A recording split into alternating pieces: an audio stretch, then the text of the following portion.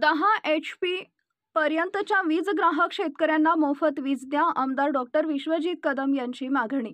राज्य सरकारने नुकत्याच सादर केलेल्या अर्थसंकल्पात मुख्यमंत्री बळीराजा वीज सवलत योजनेअंतर्गत 7.5 HP पर्यंतच्या शेतीपंपांना मोफत वीज देण्याची घोषणा केली आहे।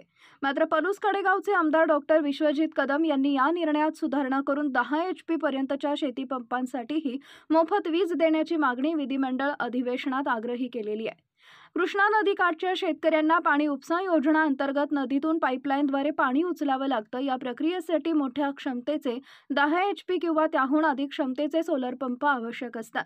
त्यामुळे 10 HP पर्यंतच्याच पंपासाठी मोफत वीज देण्याचा निर्णय घेतल्यास या शेतकऱ्यांना न्याय मिळेल।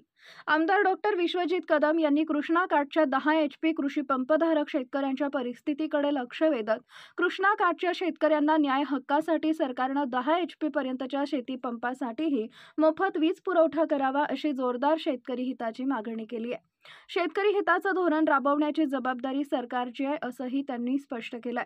जर 10 HP पर्यंतच्या पंपांना मोफत वीज देण्याचा निर्णय झाला तर कृष्णा काठ नदीकाठच नव्हे तर महाराष्ट्रभरातील हजारो शेतकऱ्यांना दिलासा मिळेल। तसेच पाणी उपसा योजनासाठी वीज बिलाचा मोठा भार सहन करावा लागणार आहे। त्यामुळे शेती उत्पादन वाढीस आर्थिक हातभार लागेल असंही ते म्हणाले। असं मत माजी कृषी राज्यमंत्री विश्वजित तथा बाळासाहेब कदम यांनी व्यक्त केली आहे। आपला जिल्हा आपली पॉवर मराठी न्यूज नेटवर्क।